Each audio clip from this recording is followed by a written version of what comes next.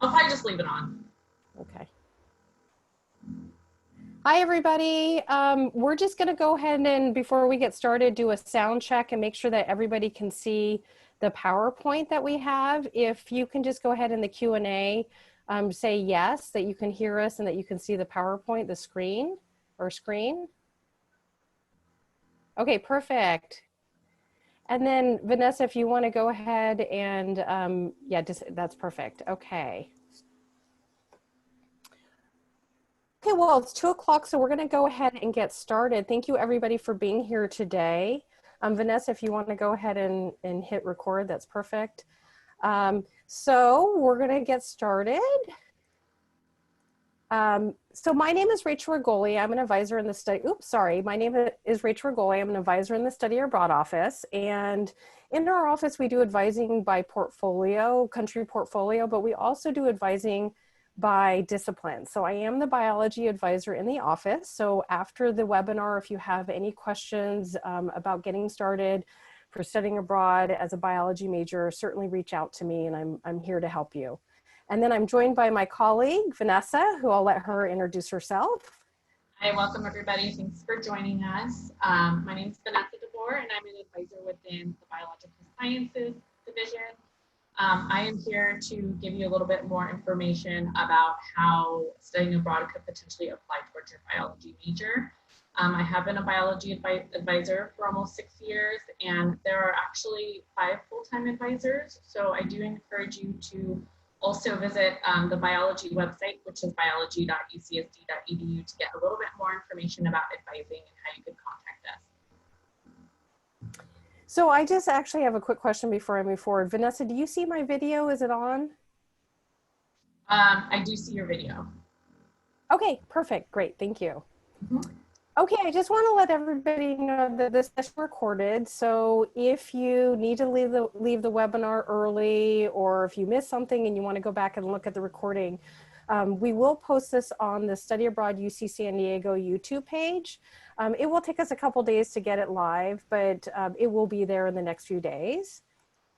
So I want to start by showing the different options that are available to you as a UC San Diego student. And you can see that it's a pretty long list here. And I will be going through the different program options available to you as UC San Diego students. And so it's always good to have a lot of options. I know that sometimes it can be overwhelming, but hopefully after this webinar, you'll have a good idea what is going to be the best fit for you. So the first option available to you is the University of California Education Abroad program. And we call this UC EAP, or EAP for short. And this is the official University of California Study Abroad program. It's actually the largest study abroad program in the country, and it's actually one of the oldest study abroad programs, if not the oldest in the country. And in order to be eligible for this, to go on this program through UCAP, you do have to be an enrolled UC San Diego student, or a UC student, I'm sorry. So students from Berkeley, Riverside, Irvine, all the UC campuses have the same program options as you. And like I said, you do have to be a UC student in order to be eligible for this program. The good news is with UCAP, it's like you've never left UC San Diego. So you can study abroad and you'll earn UC credit for everything that you take while you're overseas. The courses will be posted to your UC San Diego academic record, and the grades that you receive while you're abroad will factor into your UCSD GPA. Also, while you're abroad, if you go during the academic year, you can take your financial aid. So let's say you go on a fall semester program and you're gone just fall quarter, the aid that you would have received for UC San Diego for the fall quarter will roll over with you for study abroad. Now, UCAP has a ton of different options available to you. I think they have maybe close to 150 programs worldwide, and they have summer, quarter, semester, and year-long options. So they really have something for everybody. The other is the UC San Diego Global Seminars, and this is our very own study abroad program. They're faculty-led summer programs, and what happens is we ask faculty at UC San Diego to submit proposals to teach abroad over the summer. And so they come up with a location and a topic. They decide which 2 classes will be offered, and these 2 classes will award you 8 units. You'll be abroad for 5 weeks. And the great thing is you're going to be mainly with UC San Diego, your UC San Diego classmates, and then a UCSD professor. And so it's small classes with great access to our faculty. The other avenue for you to study abroad is through the Opportunities Abroad program. And that is really just a network of study abroad providers outside the UC system. It also includes the option of doing a direct enrollment at a foreign university overseas. And so it does differ from UC EAP in the respect that now you're taking a leave from UC San Diego and you're taking classes abroad, and you would be transferring the coursework back to UCSD to then fulfill major and GE requirements. So the coursework would come back as transfer units, and the grades that you receive from the time abroad would not factor into your UCSD GE. Any of you have taken, took AP credit or did IB classes in high school, or have taken a community college class and transferred it back to UCSD, it's a very similar process. The great news about the Opportunities Abroad program is it really gives you a lot more options worldwide for study abroad. So we'll talk about reasons why you might pick OAP a little bit later in this webinar. The other thing is with OAP providers, study abroad providers outside of the UC system, a lot of them have very unique options available, and some of them do a really great job with internships and research opportunities, etc. The other option for you is our newest option, which is the Global Exchange Program. And that's a bilateral partnership between UC San Diego and universities abroad. Now, we only have 4 locations available right now, and they're Japan, Germany, Mexico, and Australia. 3 of them are department specific. So the only one that would be really a good fit for biology majors would be the Japan program. And the Japan program, we have an exchange agreement with Kyoto University, and they do offer classes that are in the natural and life sciences. When you're on the Global Exchange Program, you're going to pay your UC San Diego fees. So again, there's not going to be a huge difference in terms of the cost of tuition. And then the other option would be through UC campus, other campuses. And so UC Davis, UC Berkeley, some of the other UC campuses, they also run faculty-led summer programs. And so if you look at the global seminars options that are being offered for summer 2021 and you're not seeing what you like, we would suggest that you look at some of the other UC campuses to see what faculty-led programs they're offering. And the good news is if you go through another UC campus, you're paying your UC tuition and you'll earn UC credit and UC grades for everything you take, just like the Global Seminars program. So often students will ask me, where do I start? Which program is going to be the best fit for me? And I typically tell students, because you have such a strong option with UC EAP and Global Seminars, or the other UC campus faculty led, I typically say start with those options. So if you know you want to go on a summer program, then look at UCAP and look at Global Seminars, and then the other UC campuses that run faculty led. If you know you want to go just in the fall or the spring or on a year-long program, I would say look at UCAP first. There are specific reasons why students might decide to look at Opportunities Abroad program, OAP. The reason being is the UCAP program has specific eligibility requirements for each program. So when you go to the UCEAP page and you look at a program, they always have an eligibility tab, and they'll tell you what the required GPA is, what the required class standing is, if there's any course prereqs, or if you have to have a specific class standing by departure. So sometimes students don't meet those specific eligibility requirements, and that's where we can look outside the UC system to see if we can find you a good match. The other reason to go through OAP is maybe you want to look, maybe you found your dream program and it's a special focus program that checks all the boxes of the type of study abroad program you're looking for. So to give you an example, I had a student that I worked with several years ago who really wanted to go to Israel. And we were talking about the EAP program and what exchange programs we had in Israel. And as a biology major, they just weren't a great fit for what he was looking for. And he really wasn't finding the types of classes that he wanted. Well, Tel Aviv University was offering a brand new program the year he applied on emergency medicine. And so it was the location he wanted, it was the type of program he wanted, he was pre-med. So this would be a reason to go outside the UC system. He found exactly what he was looking for through an OAP provider. The other reason would be you might want to go to a university or country not offered by UCAP. And so if you come to our office and you say you want to study abroad in Greece, unfortunately, UCAP doesn't offer a program in Greece. So we do have outside organizations that we work with that we could refer you to.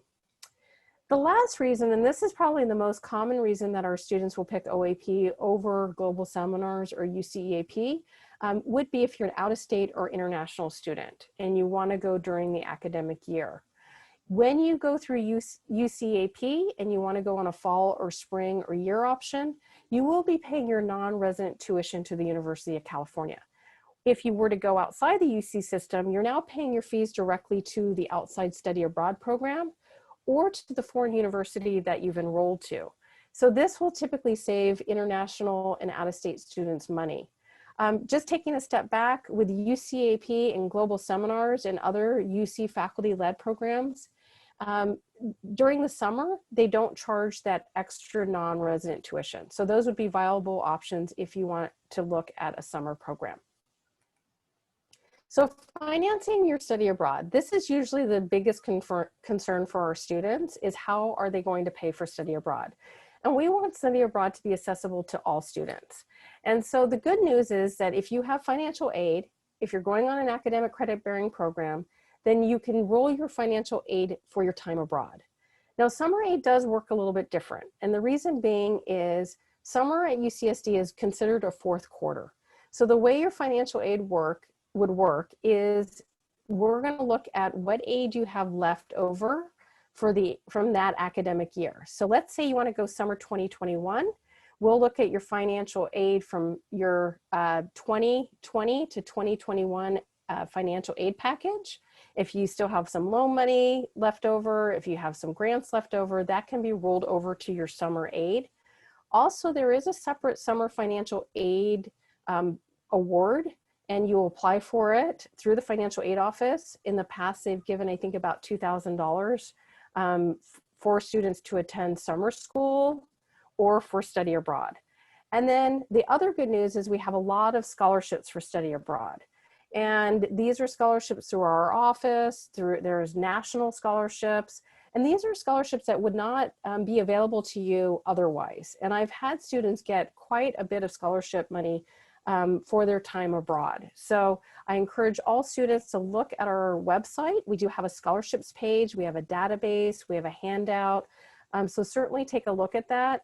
I have $8,000 in special study abroad scholarships and grants from last year. And I think that, or it says each year, I think last year was actually closer to like 900,000. The other thing I wanted to mention is we do have a financial aid advisor who's housed in our office. And obviously we're all advising remotely right now. You're welcome to reach out to her through our virtual front desk and make an appointment with her. Once you've determined a program that is of interest to you, and she will be able to pull up your financial aid package, look at the budget of the program you're considering, and tell you what your aid may look like for the time that you're abroad. Lastly, as I mentioned, we want everybody to have access to study abroad. We do have affordable programs, and every program page that you look at should have the cost information for studying abroad. So to give an example for UCAP, when you go to their program page, they're going to have a tab on the left side of their program page that says cost, and they will give you an overall budget. They are going to include the cost of housing, they're going to include the cost of food, transportation, your flight over there. These are fees that are not payable to the University of California or EAP, but they want you to know what you're looking at in terms of total cost. And if you're concerned about cost and really sticking within a specific budget, then you're going to want to look at that cost tab very closely. And I can tell you that certain locations are going to be more expensive than others. So if you want to spend a semester in Paris where the cost of living is pretty high, you're going to probably spend more money than if you were to pick a location in Asia, which tends to be our most affordable location. So really it comes down to cost of living, your day-to-day expenses. And so if cost is a big key factor for you in deciding if you're going to study abroad and you're open to going anywhere, I would certainly look at Asia. So now I'm going to move on to different types of biology programs available to you. So this is something you're going to have to think about, is what kind of experience do you want when you study abroad? And the first type of experience is an immersion program. And an immersion program is really what students think about when they think of sort of a traditional study abroad program. It's living on a college campus. You're most likely going to be taking classes with local students, living with local students. The picture here is from Melbourne University, where I studied abroad. And so I took classes that I chose from the course catalog for the year, from the year that I was there. I lived with Australian students. I took classes with Australian students. So no one's telling you exactly what you have to take. You're going to pick from their course catalog based off of what you need in order to graduate. So the obvious locations are English-speaking countries where you can take a wide variety of classes in biology, or if you have college requirements to fulfill. So students automatically think of England or Ireland or Scotland, but there are other locations that are English-speaking that are a little bit more off the beaten path. So you might want to consider, Barbados or Botswana, South Africa, Hong Kong, Singapore, English-speaking, Australia, New Zealand. So there are plenty of options available to you if you need to take biology classes taught in English and you like the immersion model. The other thing I wanted to mention is if you speak another language, so if you have advanced language skills or fluency in another language, you don't need to obviously stick to this list. You can now look at potentially taking biology classes in Spanish in Spain. So that's going to open up more opportunities available to you if you do speak another language with advanced fluency. The other locations that I have marked just at the bottom of the slide are countries that are not English-speaking countries, but we have programs where either the university is an English-speaking university or there is a decent amount of classes offered in English in biology. So they made my short list and have made it on this in this presentation. So places you might not have thought about: Cyprus and Korea, Scandinavian countries, Denmark and Sweden, and the Netherlands. And then our newest addition is Iceland. So EAP just added a program at the University of Iceland. And I looked at their course catalog today, and a lot of their classes are focused on like conservation biology, environmental science, EBE type classes, but they do also have some regular biology classes as well. The other option for you are special focus programs, and the special focus program is exactly what the name implies. There's going to be a focus or topic to the program, and so it could be marine biology, it could be public health, it could be neuroscience. And what this means is you're no longer picking and choosing from this huge list of courses from a course catalog. When you go in a special focus program, you will either be given a very short list of classes to choose from that create that topic or theme, or you're going to even be told what classes that you're going to be taking. So it could be like the Costa Rica Tropical Biology program, which is one of my examples. Everybody on that program takes the same 5 classes.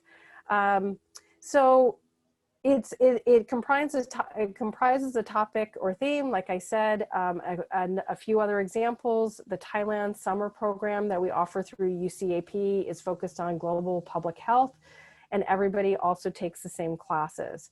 Sometimes you get to pick and choose. Like I said, there's, I don't have it listed here as an example, but there is a program in the Netherlands that focuses on the life sciences, and I think they have like maybe 8 classes to choose from, and you pick, I think, 4 from that short list. Now, OAP, there's also some special focus programs. I already gave you the example of the student who wanted to go to Israel and study biology, that emergency medicine program. There is a program that I'd like to recommend to biology majors, and it's in Denmark, and it's through an organization called DIS.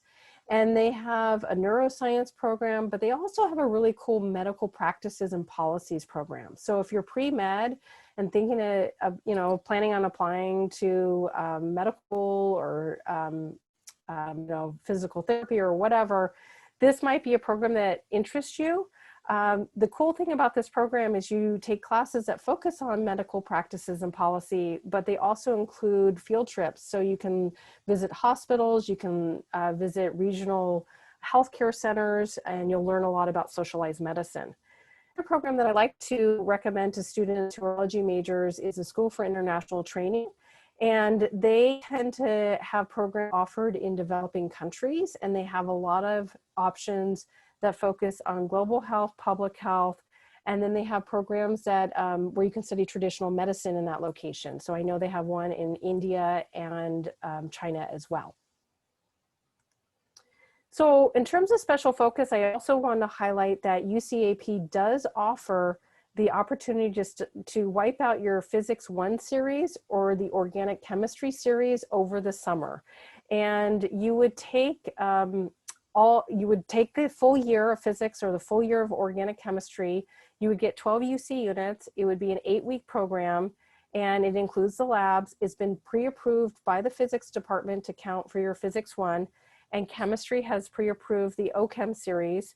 And the locations are listed here for the ones that physics and chemistry have pre-approved. So for the physics program, Australia, England, Ireland, and Scotland are the locations that have been approved. And then for chemistry, the OChem series, it's in Dublin, Ireland. The other option for you is to consider doing something beyond the classroom. So some students are interested in working in the lab and doing research. And UCAP has several summer lab opportunities in Japan, Hong Kong, and Taiwan. And I forgot to add Singapore. There's actually a new lab research opportunity in Singapore over the summer. Also, we do have opportunities for students to take classes and add a research component. So Sweden is a location where you can do that, as well as Japan. Also, you may want to think about an internship, and UCAP has just added some global internships during the summer, and they don't have a lot of locations. And for biology majors, I've listed the ones here that would be a good fit. Toronto is the latest edition, but I do know that Berlin and South Africa do have science placements, so those would be other locations you could look at. Also, in Australia, through UCAP during the fall or spring semester, the University of Sydney does offer an internship program, and they have a wide variety of placements available. In terms of OAP, there's a ton of providers and programs that offer internships. I just wanted to highlight a few examples of ones that students have done in the past. I had a student go through an organization called KEI. They're based in the United States, and she studied in Thailand for the semester, where she took biology courses. And then at the end of the semester, she actually did an internship at a hospital where she was able to shadow physicians, and she was pre-med, so this was a great opportunity for her. Also, UC Davis, besides offering faculty-led summer programs similar to Global Seminars, they do offer internships as well. And their internships are focused on global health, public health, and they do also offer a veterinarian science internship for anybody who is pre-vet. Also, another option for you to get outside the classroom or enhance your study abroad experience is to consider doing a field studies program. And this is really for students who really like the outdoors. I mentioned that Costa Rica Tropical Biology program. That program not only involves research, but you're basically doing a lot of outdoor learning. You're learning about tropical biology in a cloud forest in Costa Rica. So you spend some time in the classroom, but you definitely spend a lot of time hiking and learning because the outdoors becomes your classroom. In terms of OAP providers, Wildlands and School for Field Studies, they are two study abroad programs based out of the United States that focus on study abroad programs where you're outdoors. So there's going to be a lot of hiking and camping, etc. I have C semester in a different color here just to remind myself to let you all know about this program. They are doing an information session on Thursday at 8 p.m. And if you go to the Study Abroad website and click on our events tab, you'll see a calendar, and there's a Zoom link where if you're interested in learning about the C semester, a representative will be talking to our students. The C semester is where you take classes living on I think it's a 124-foot sailing ship. So you learn how to sail, and you take classes with faculty on board. They don't take very many students. And a lot of the focus, I believe, is marine biology, climate studies, atmospheric sciences, etc. So if you're interested, attend that info session on Thursday. I also just want to highlight global seminars because I just briefly explained what global seminars is all about. The global seminars programs that are offered in summer 2021, they may be offered again later on, but they may not. So faculty, we're dependent on the faculty offering the global seminars. So sometimes faculty members will offer global seminars one summer and then they don't teach it again the following summer. And this year we are offering a biology global seminars. This is the first time in a while, and it's taking place in Costa Rica with Dr. Shurin, who is in the section of ecology, behavior, and evolution. And you can see at the very bottom of the photo, the 2 classes that you'll be taking, and it's going to be a hands-on global seminar. So you're going to be doing field work, not just taking classes in the classroom. One other thing I want to mention about global seminars, and I didn't include it in the slide, but there are some health programs available in 21, not as biology programs, but there's like an indigenous health program in Ecuador. And there's also one, I guess, health in the environment in Indonesia. So you would certainly have to talk to the biology advisors to see if you might be eligible for getting credit for that. These are new programs, so I'm just not sure. Also with global seminars, if you decide you don't want to go on a global seminars for biology, you could certainly look at wiping out some college requirements. So we always offer global seminars with Ravel and ERC and some of the other colleges as well. So just wanted to mention that. So in terms of selecting a program, now that I've gone through your different program options and the type, the avenues for you to get abroad, you really need to do some soul searching and think about what it is you're looking for from your study abroad experience. So, do you want to live with local students and live on a college campus abroad? Are you looking for an internship opportunity? Are you okay with just being with other UC students, or would you like to be with local students? So think about what it is you're looking for in terms of the type of program. The other thing you're going to need to think about is what your academic focus will be. So as biology majors, it's, we typically assume you'll be going abroad to take biology classes, but that's not always true. I had a student go his senior year to New Zealand, and he saved specific GEs his senior year to do those abroad.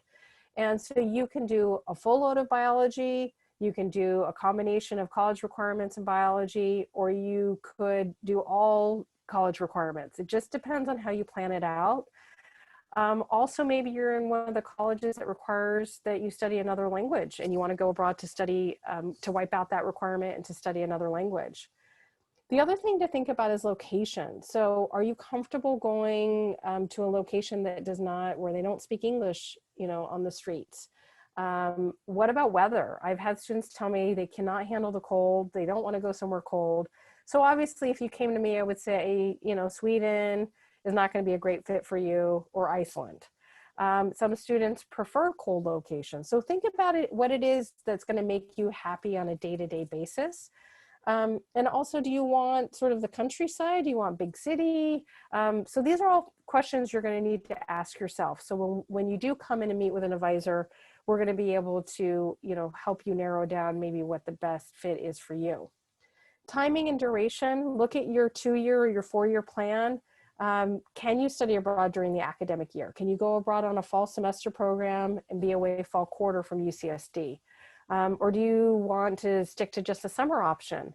Or are you willing to commit to a year long, which would be really the most immersive experience you could have?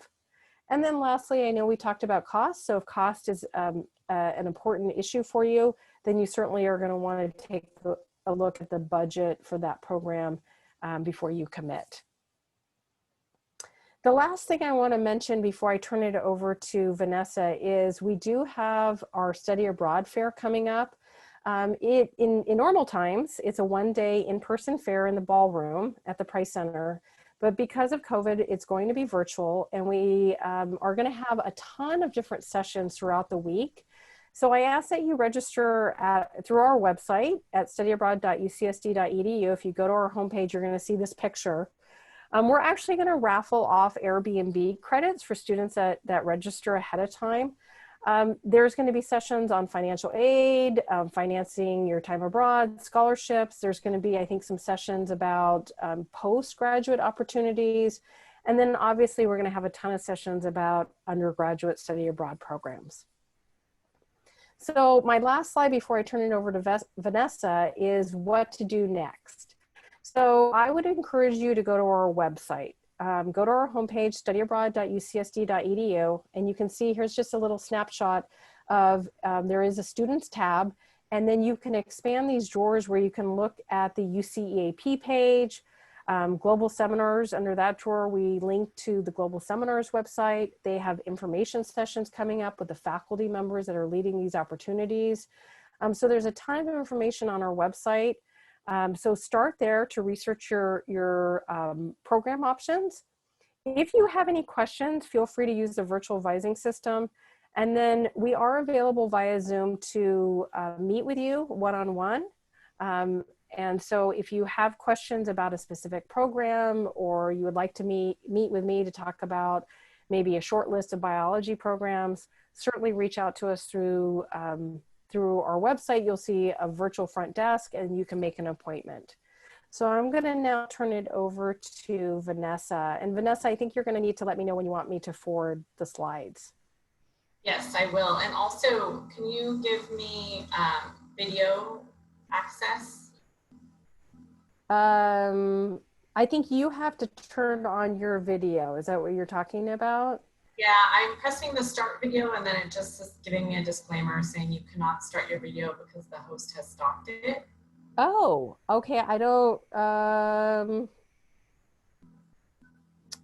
you know what, why don't I make you the host and then see what happens? We'll do that.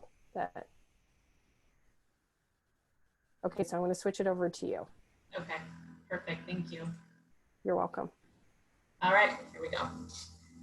All right, so I'm sure many of you are wondering, you know, I'm a biology major. I have a lot of classes that I need to fit in. Is study abroad something that's feasible for me to complete and still finish within 4 years or 2 years as a transfer student? So that is an important question and concern for a lot of majors. And definitely it is doable, especially for students who have come in with some AP credit. Even if you haven't, it's definitely still doable. So courses that are taken abroad could potentially satisfy major requirements. So if it's a biology course and it is upper division, then most likely you will be able to earn credit for your major, whether it's a specific requirement or an elective. Electives tend to be a little bit easier to obtain credit for because they're more broad in content. So if you're going abroad and specifically wanting to take a class like molecular biology, that's going to be a little bit more challenging to get credit for abroad just because there are specific topics that need to be covered and it might not be exactly how it's taught at UCSD. So a lot of the times I will encourage students, if you're going to study abroad, you may want to save those biology major electives for your time abroad, just because that'll be easier to get some major credit.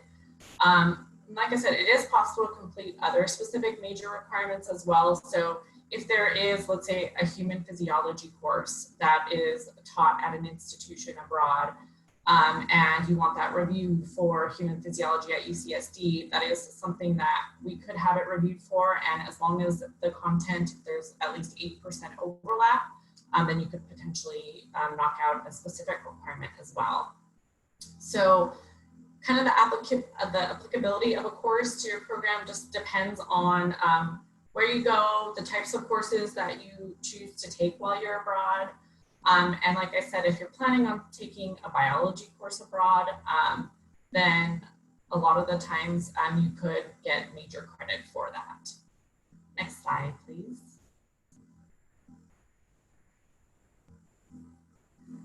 And so here I have an example. And Rachel, I'm sorry, I'm going to have you click just one more time. Thank you. So here I have an example of a human biology major. This can be found on our website, biology.ucsd.edu. You go to the majors page, you would just click on the year that you were admitted, and we have a summary of all the major requirements. At the bottom of the major requirements, we have a major check, and then we also have some transfer or some freshman sample plans with study abroad. So I will show you that in the next slide, please, Rachel.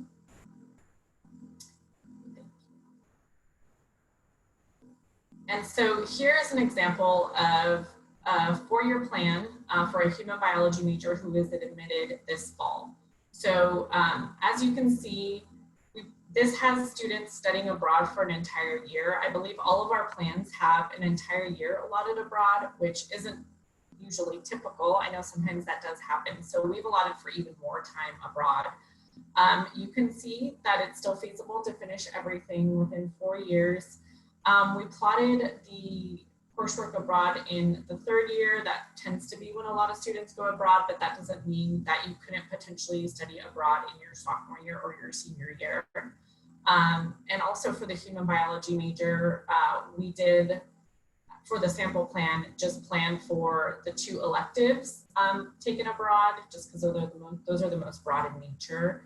And then we have one of the core courses taken abroad as well. But that core could also be a specific course or a specific requirement if you are able to find something that would actually satisfy that requirement. So these are sample plans. If you wanted to draft a specific plan for you and the credit that you have so far, and you want to meet with a biology advisor, you can definitely schedule an appointment. So I'll have Rachel go to the next slide. I'll talk more about how to contact us later. Here on our website, we do have all the courses that have been previously approved for biology credit at the courses taken outside the Division of Biological Sciences. So this is a good resource because you would want to click on the search previously reviewed coursework taken outside the Division of Biological Sciences. And then once you go there, you'll be able to search our database that has any course that has been previously petitioned and that that's been pre-approved and is within the 5-year time frame. So essentially, when a student petitions a course that's taken outside of UCSD, it sets a standard of 5 years essentially for that course. So let's say a student takes a biochemistry course abroad, it's reviewed by our faculty and it's approved this year for biochemistry. That course would be good for 5 years, and we have those expiration dates on our website too. So it's good to go to the courses taken outside area and then search courses. You can also, I would recommend if you're looking at a specific country, let's say you wanted to go to the UK, you can just put United Kingdom and that'll pull up a list of all the institutions and courses where coursework has been taken abroad. Now, just because a course isn't listed there doesn't mean that you couldn't potentially get major credit for it. It just means it hasn't been reviewed. So I will talk about that in the next slide, petitioning a course. Oh, before we move on about petitioning a course, these are just some examples I wanted to highlight of some courses that students have taken abroad and that have been approved for, I believe all of these have been approved for biology elective credit. So as you can see, there are some interesting topics that we don't have any courses like this at UCSD. So it is a good opportunity to kind of expand your breadth in biology and take some coursework that you wouldn't have the opportunity to take if you were only studying at UCSD. Next slide, please. So here is where we are going to talk about petitioning and what you would have to have minimally to have a course considered for major credit. So if you want a course to be reviewed for major credit, say it's not on the pre-approved list, you will want to make sure that the course is UC transferable. Now, if it's a UC EAP course, that's a given. It's already going to be UC transferable. For OAP coursework, those courses, you would have to check with admissions, and they would have to sign off on your planning form and confirm that it is UC transferable. Whether it's upper division, so it would have to be an upper division course if you're hoping to apply towards an upper division requirement for your major. You would have to take the course for a letter grade of C- or better, and then you must be able to meet biology residency. The residency requirement is essentially that you complete 5 or 20 units of upper division credit within the Division of Biological Sciences at UCSD. So it's pretty easy to meet residency. 5 out of your 12 classes are taken at UCSD. That gives some leeway to take courses elsewhere. Next slide, please. So the petition process is pretty straightforward. Most of the time we have students petition courses after they've completed the course and returned from study abroad. However, you could potentially complete the course. You could potentially petition the course prior to going abroad. At minimum, we would need a recent detailed syllabus. And by detailed, I mean a week-by-week breakdown of topics covered and the reading materials for the class, the reading lists. That's what faculty wants to see in order to determine whether a course can apply towards the major or specific requirement. So say you petition it when you get back. That's mostly when students do petition courses. Then we do recommend that you save all your course materials. Typically, if the syllabus is detailed enough, which a lot of times they are, you don't need to submit anything else, but sometimes the syllabi that the student provides doesn't have enough information. It might be missing that weekly breakdown. So then we might ask you for some class or lecture notes, some papers and exams for faculty to evaluate to determine credit. The credit is just subject to our faculty in the division, so it's not a guarantee. But if it's an upper division course and there is a lot of biology content, then a lot of the times students are able to get the biology elective credit. Petitions can take 4 to 5 weeks to be reviewed. So I would recommend to petition the coursework as soon as you get back, especially if you studied abroad in your junior year, senior year. That way you have time to plan if for some reason a course was not approved for biology major credit. And then you must also be able to satisfy residency, which we had already talked about previously. Next slide, please. And if you can just click one more time. Thank you. And then one more time, perfect. Okay, so for a petition, all this information is on our website. So within the course info section and undergraduate petitions, we have a fillable petition form online. You would just fill out all the course information, and you would also want to include your detailed syllabus, and essentially you would email that to us. Currently, since we are not in person on campus, we're only taking petitions via email to our email account, and you can find that on our website as well. When we're back on campus, you'll be able to also submit petitions in person and via email. So you can submit petitions either way. You would want to click on the upper division coursework taken within and outside of UC San Diego for just more detailed petition instructions, but essentially you would just need the petition form and a detailed syllabus submitted to us. Next slide, please. And so here's just an example of some highlighted programs. I do want to highlight the Costa Rica program. I know that that's a pretty popular program. The nice thing about these highlighted programs is that there are opportunities for pre-approved courses. So for example, Costa Rica, Rachel had mentioned there are 5 set courses. Of those 5 courses, 3 of those courses do grant upper division biology credit. So students could get credit for their biology lab and 2 biology electives when taking this program. Similarly, some of those other programs highlighted like Denmark, Hong Kong, and Australia, they are programs with those set courses. So then it is easy for students to knock out a whole quarter's worth of biology coursework while studying abroad.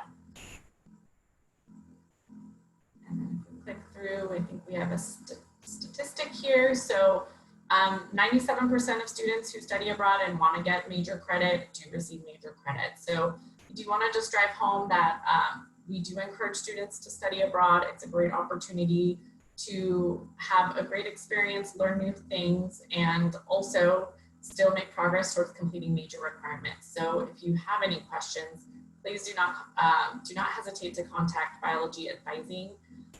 We do have all of our advising information on our website, and then also within the Virtual Advising Center, there's a Meet with Advisor tab. We have drop-in advising available as well, and those times would be listed on our website and within the Meet the Advisor tab, as well as if you want a long-term planning appointment, you would just send us a message through the Virtual Advising Center to request an appointment.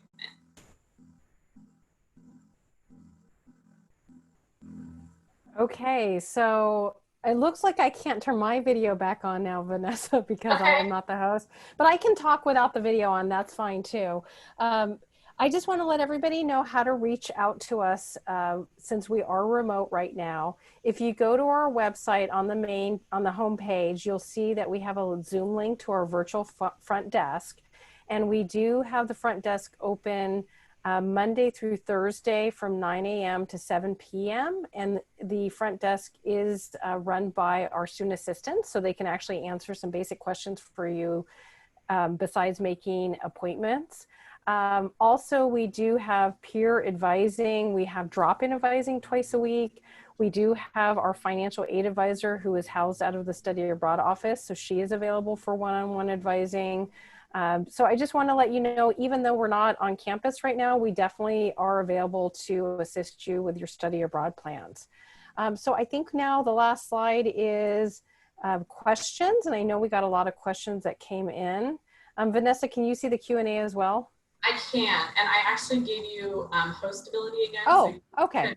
Turn on your video. Turn on my video. Yeah. Okay, perfect. It's funny because I don't see my video, but as long as you can see me, that's great. Yep.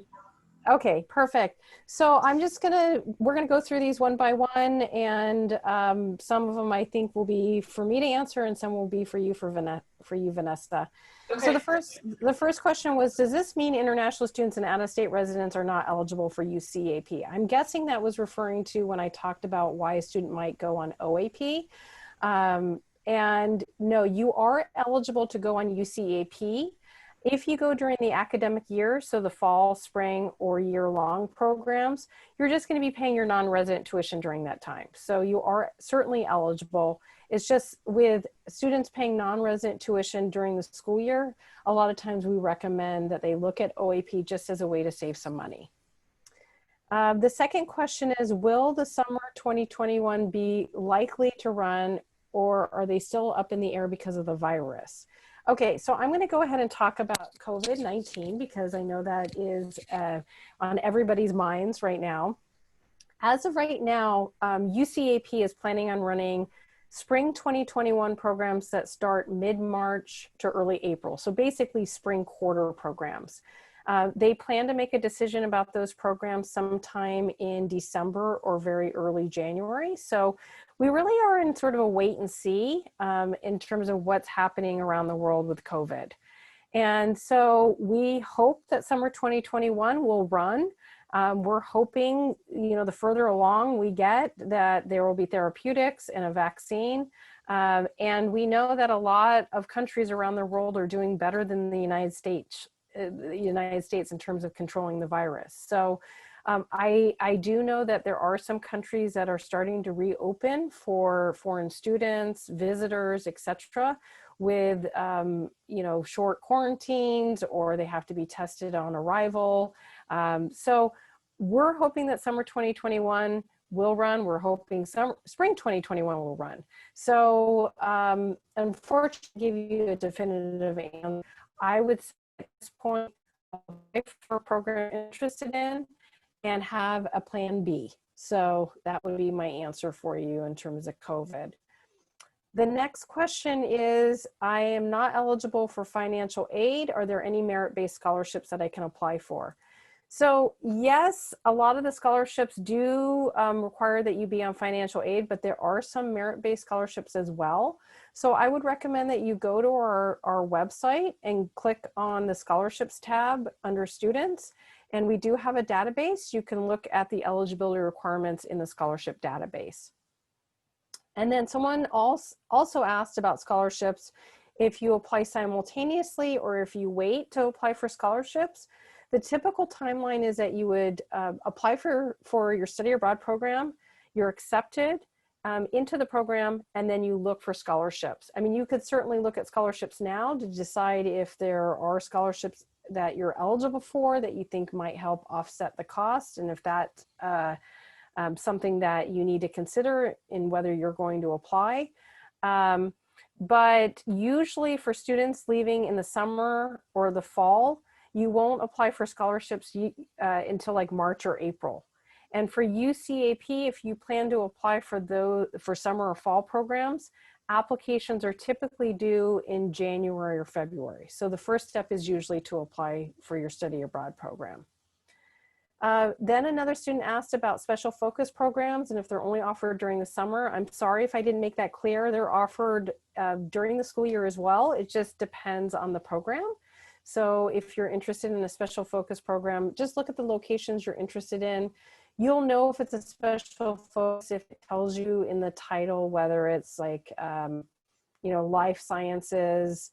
If it has it in the title, then you know it's going to be a program that only focuses on the life sciences. Someone else asked about how many classes that you typically take abroad. It will vary by program. If you go on a summer program, typically you will get 8 to 12 UC units if you're going on a global seminars or a UC EAP program. If you go during the fall and you're on a semester program, you can earn up to 21 units because semester programs are longer in length. So it really does depend on the program. And then another question is about incoming transfer student. Vanessa, I don't know if you want to answer this one. They asked if there's any prereqs to apply for study abroad, such as taking classes at UCSD for at least a quarter. Oh, yes. Okay. Is there any restrictions as far as like going abroad in your first quarter at UCSD? Do they need a UC GPA for UC EAP, Rachel? So there's very few programs that require an established UC GPA. We will typically use the transfer GPA. So we don't require that you have one quarter at UCSD. Sometimes what happens is you'll have missed deadlines. So it sometimes will force students into going later. Yeah, so that isn't something that would stop you from going abroad, like taking it in your first quarter. As far as like having to complete any prereqs or having to complete any major coursework before you go abroad, there isn't anything that we require students to complete before they go abroad. It likely, like Rachel was mentioning, it would be challenging to go in your first quarter at UCSD just because of deadlines and things like that. But let's say you're able to go like winter quarter or spring quarter. As far as for us as your major advisors, we're not telling students that you have to complete any specific courses before you go abroad. A lot of the times we do recommend that students have completed their organic chemistry and biochemistry and genetics just as foundational coursework, because a lot of those courses are foundations for other coursework, so it might be good to have those under your belt before you go, but it's not a requirement. Okay, so there was another COVID question. I think this is a really good question. It says, they asked, is the experience of studying abroad going to be really enjoyable with COVID, since we can't go out and explore freely, I mean. So, okay, I'm gonna give you an example of my own daughter who is supposed to study abroad this coming spring in Japan. And we talked about whether she would still go. And she and I agreed that it still makes sense for her if UCAP runs the program, because She will be in a place where, you know, she'll be wearing a mask. She's not going to be able to go to like large concerts or crowded spaces, but she's going to be able to still explore the city that she's living in. She's going to be able to still have Japanese food. She's just going to have to do it a different way, and that's wearing a mask and obviously social distancing.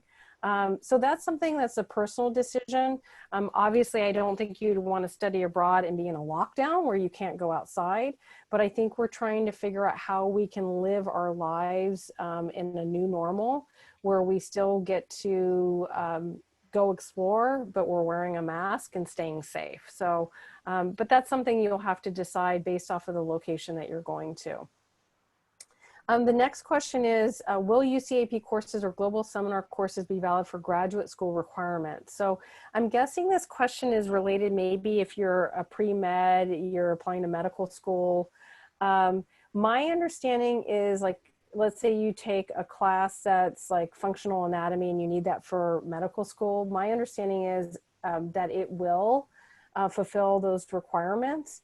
However, I always tell students that you should contact graduate school or professional school you're applying for, because UC global seminars do show up on your UCSD academic record with letter grades. I don't see why they wouldn't fulfill requirements, but that would be something you would just want to double check with the schools that you're looking at applying. And then another student asked about studying abroad right after graduation or during a quarter if you've completed all your units. So this question comes up quite a bit. We do allow students to study abroad even if they finished everything, but you would need to talk to your college because, you know, there's unit caps, there's certain rules in terms of how many quarters you're allowed to be at UCSD. So you would want to check with your college. The one thing that we require is that you're still an enrolled UCSD student. So you can't officially graduate and then study abroad. So, but I would advise if you're looking at studying abroad and you're done with everything, reach out to your college and see what they have to say.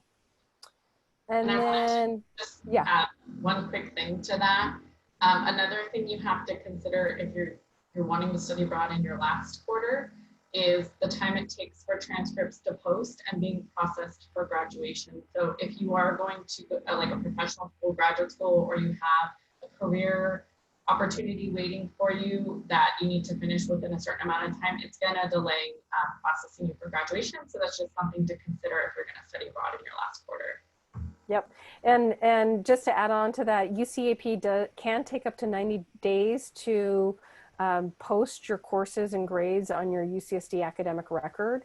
So for students who are looking at going straight into graduate school, that's something that you would need to speak to the graduate school admissions to see if that would cause a problem. If you're planning on not going straight into graduate school or attending a little bit later, then it shouldn't be an issue. But just so you know, you won't have your final degree and diploma until everything's been posted. And then sometimes if you go your spring semester, spring semester, you have to look at the dates because you may miss the graduation ceremony back here at UCSD. And then someone asked about doing multiple programs. Absolutely, you can do multiple programs. The only caveat is if you're looking at back-to-back programs. So let's say you want to do a summer program in one location and then go somewhere in the fall.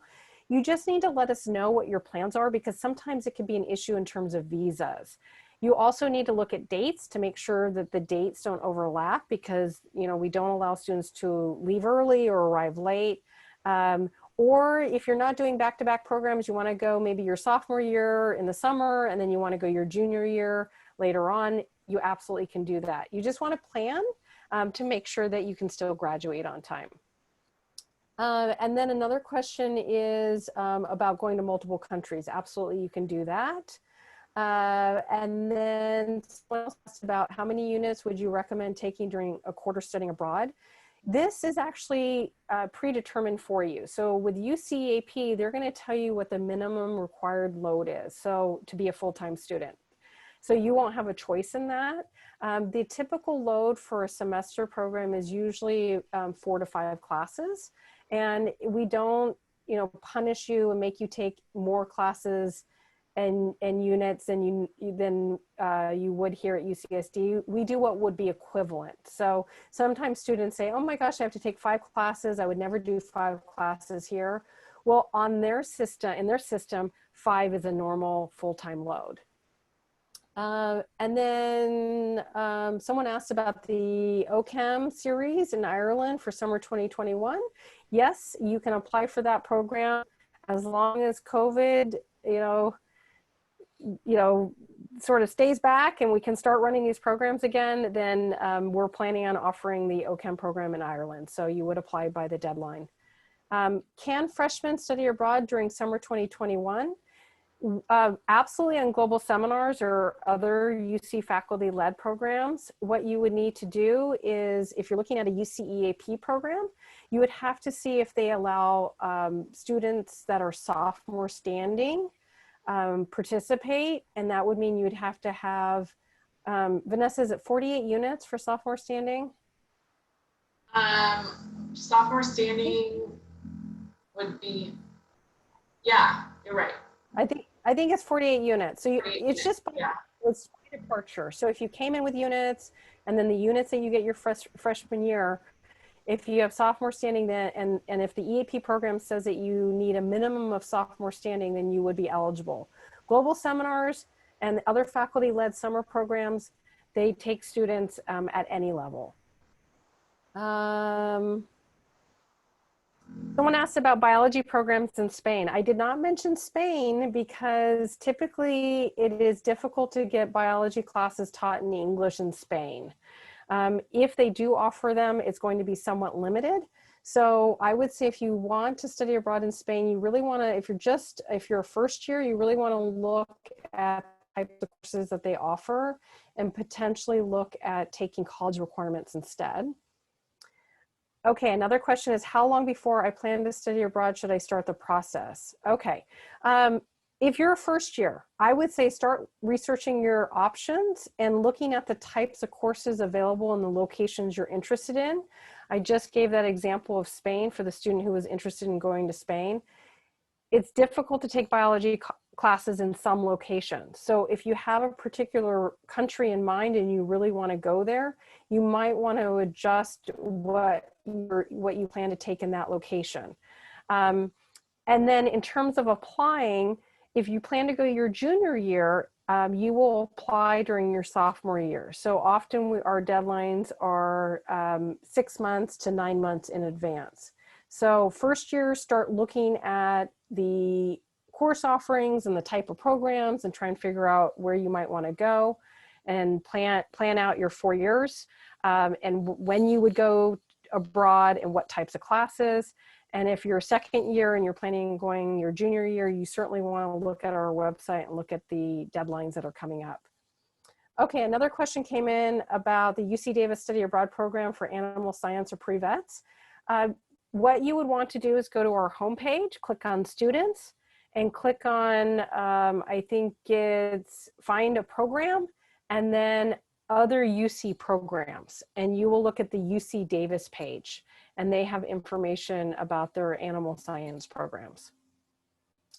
After we get into study abroad, what are the steps that follow? So you will apply to our, you'll submit an application to our office. It does vary depending on which program you go on. So if you go through OAP, it's a little bit different, but I'm going to give you an example of UCAP. You'll submit your application, we process it. We usually let students know within a couple weeks that they have been accepted into the program. Just to let you know, as long as you meet the eligibility requirements for most programs, it's not like applying to college all over again. We're not trying to, accept only 50% of students. If it's what we call an open program, that means we can accept every student who meets the eligibility requirements.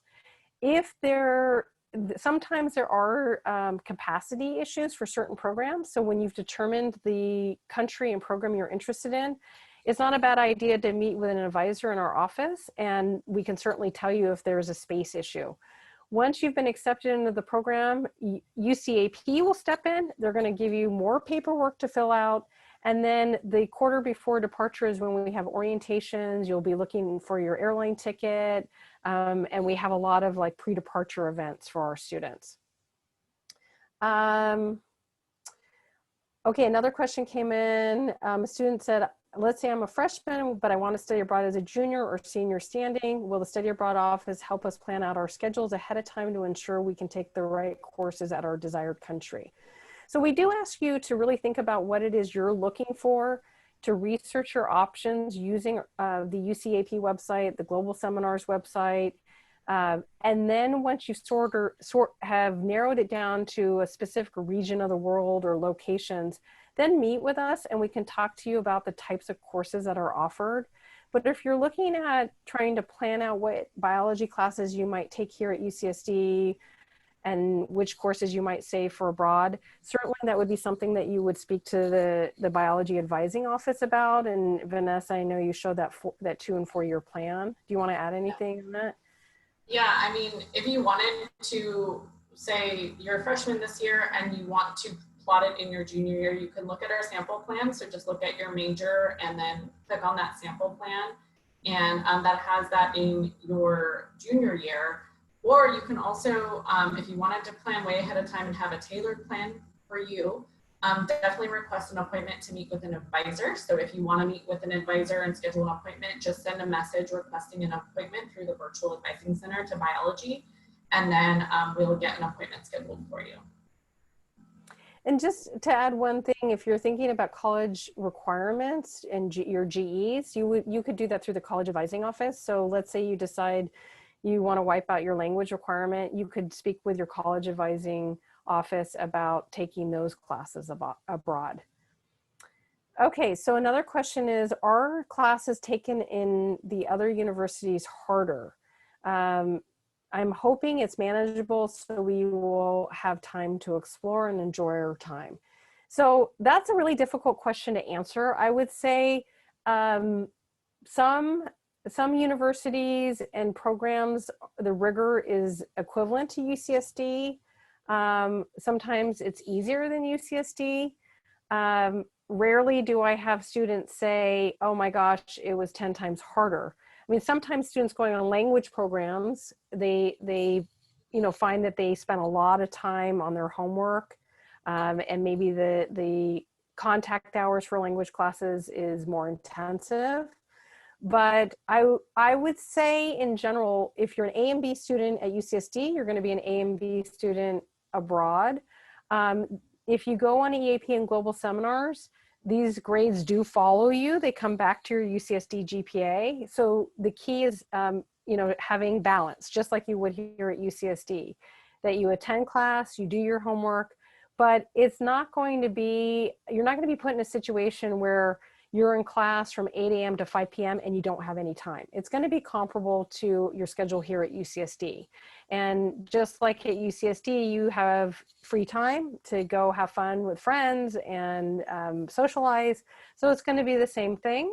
Sometimes when students go abroad, they want to travel a lot and they want to skip class. They want to be away on long weekends.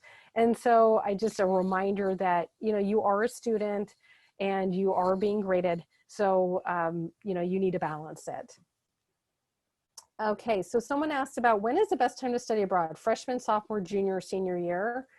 In the past, I would say junior, senior, but, COVID has really thrown everything into chaos. And I'm sort of living by the rule of like, if you have the chance to go, you go when you can, because you never know if the world's going to shut down. There are limited opportunities for freshmen. So I would say sophomore, junior, and senior is the most common. If you go abroad as a junior or senior, you're going to have every program available to you, not just ones that require, some require junior, senior standing. So as a sophomore, there's some that won't be available to you. It's not uncommon for students to study abroad between their freshman and sophomore years, like on global seminars or an EAP summer program.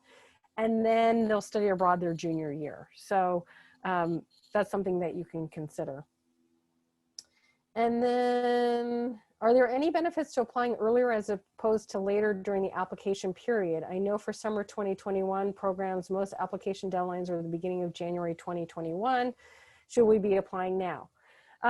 So we don't do rolling admissions for UCAP, Global Seminars does. So when if they have a program that is super popular, and once it fills, they close the application and then they go to a wait list. So if you're looking at Global Seminars, I would say once their application goes live, I would go ahead and get your application in. If you're looking at UCAP, it doesn't matter. You just need to have your application in by the deadline date.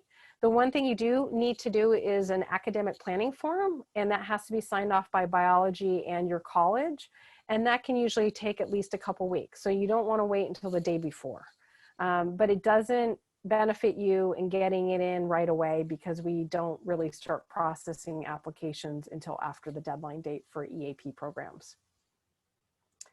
There's a question about getting help with a 4-year plan. I think Vanessa already answered that.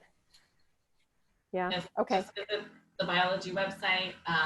For advising, you could do drop-in advising if it's a quick question, but for 4-year planning appointments, request it through the virtual advising center. And then I think we're down to our last question, which is the summer after freshman year considered sophomore standing? It typically is, as long as you're taking, you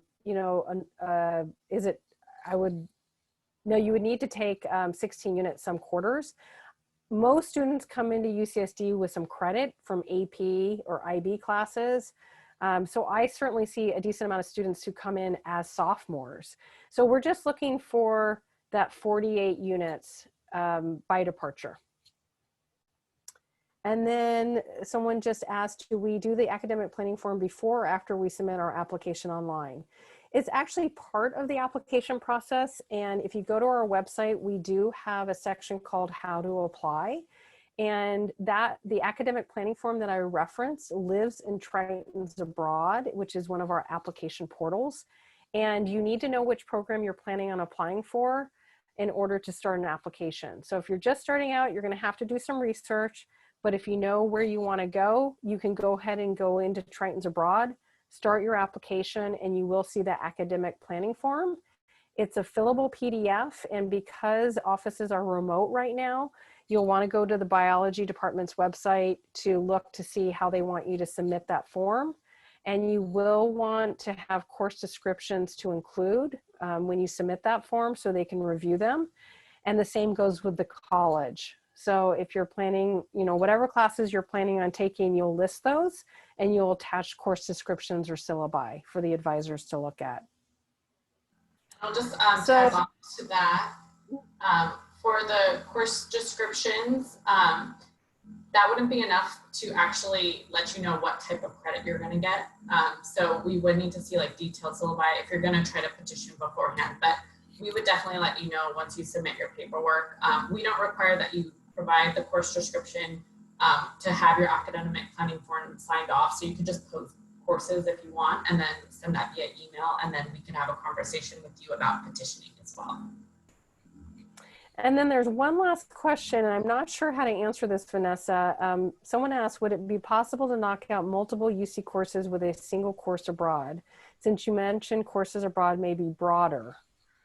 So I think maybe what this person is asking, and you can type a clarifying, something clarifying if you want to, but let's say you take a course that's worth like 8 units abroad, and you're thinking maybe I could knock out 2 biology electives. Yeah, that's something that you could potentially do. So if there's like a single course that's worth at least 8 units, because that would be 2 4-unit courses, we could have that looked to potentially cover 2 requirements.